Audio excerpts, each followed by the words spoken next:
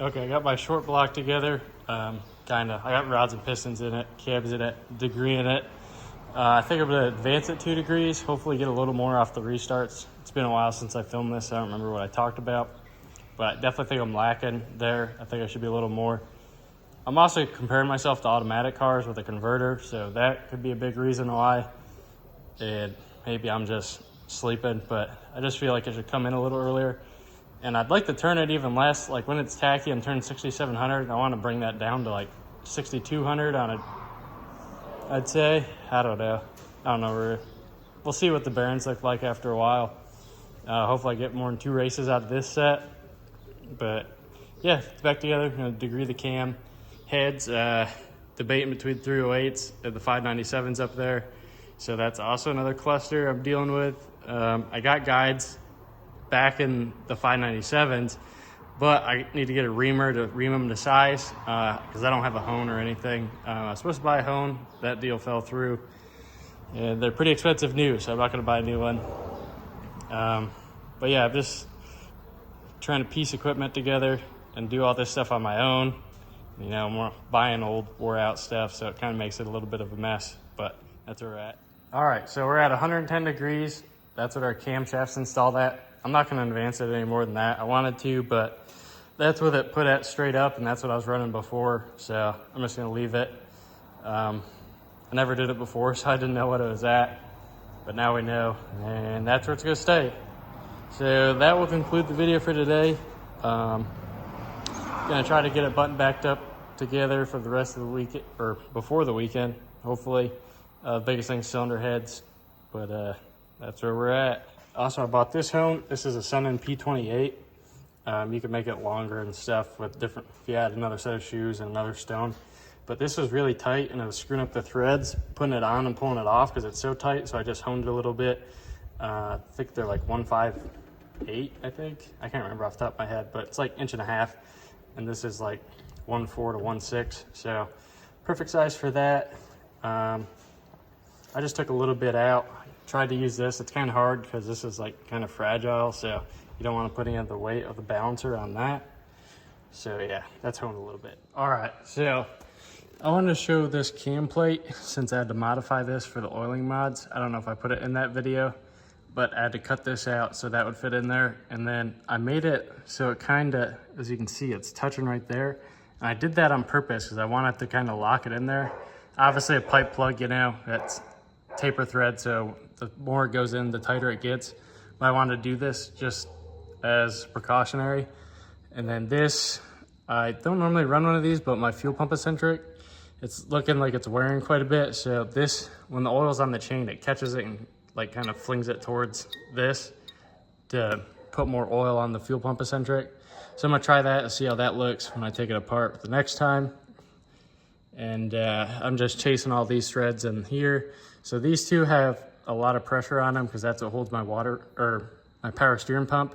You can see there's a time cert in there already.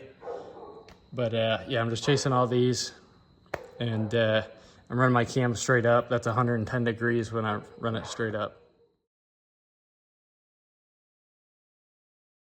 All right, so it's been a while since I've touched this thing, but here's my other harmonic balancer bolt. You can see that thing's destroyed, and I even honed this out. I think I put it in part of the last video, but I honed it out to try to take some of the press fit out of it so it went on easier, because I broke 2 pullers trying to get this off.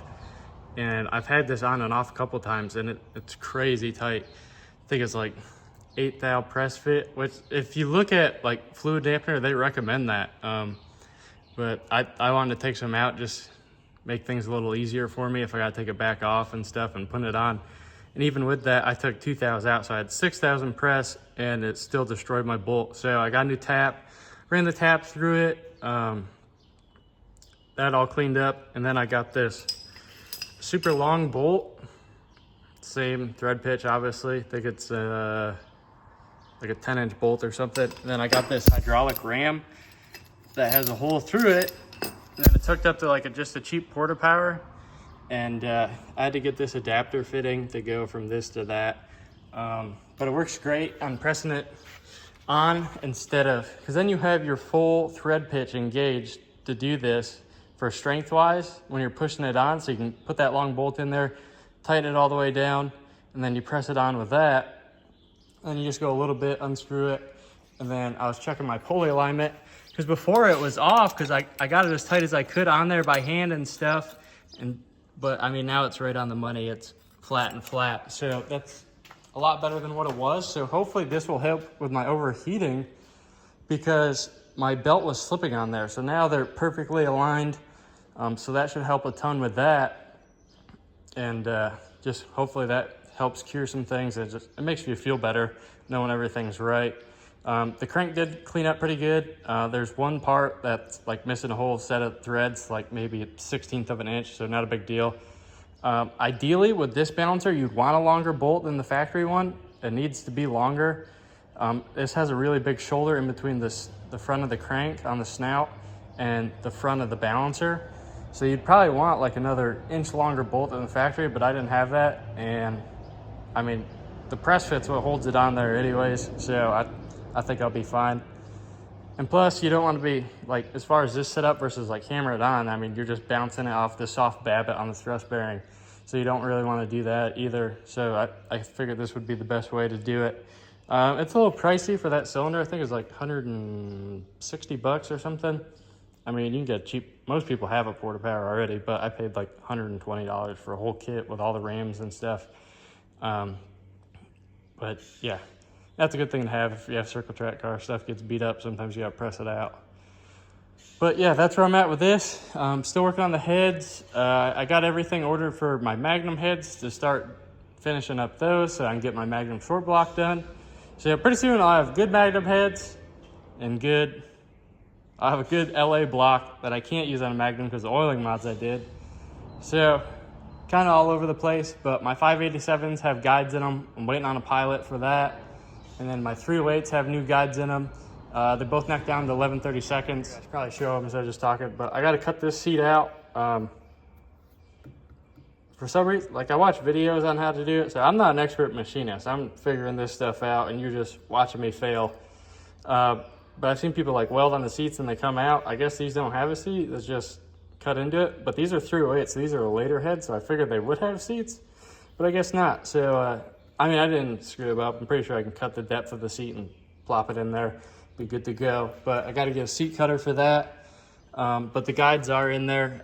They're 11/32. They're bronze line guides. And then same thing with my 587s. So yeah, I got all my valves in here. I got to do a valve job still because I changed the guides. So like I said, I'm waiting on my pilot for that. And then once I get that, I can do my installed height for the springs and then see what shims I need for that. Well, I need to go through and test them because they got 4 nights on them, I think. And I got them used, so I'm going to test those springs, which is kind of a pain because that's my spring tester and it takes forever. But it works, so I'm not going to buy another one yet. But yeah, that's where I'm at. I know it's been a slow process. About to have hip surgery, get my hip replaced. So trying to save money, you know, because I'll be out of work for 2 months. But that's where we're at with that. And then hopefully come back stronger than ever. Hopefully have a spare engine ready to go. I forgot to mention that I'm running production Magnum heads. I'm going to do a 202 valve in it. And I'm going to save my engine quests for when I do, like when I have a bunch of money saved up and I do like an all-out engine, because those are pretty hard to find these days, unmolested anyways. So that's what I'm saving those for. But that's where we're at. 587s will be going back on there, and then we'll switch to 308s to see if we pick up any power with those. And then after that, we'll probably go to the Magnum. Hopefully these valves hold together. They're pretty beat up, as you saw in my one video, how wore out the guides are. That's a lot of abuse on these valves. So let's hope these stay together and doesn't destroy the engine after all the work I just did to it. Like I said, this is all just me figuring stuff out and you hanging out for the ride. Hopefully one day we'll be top notch.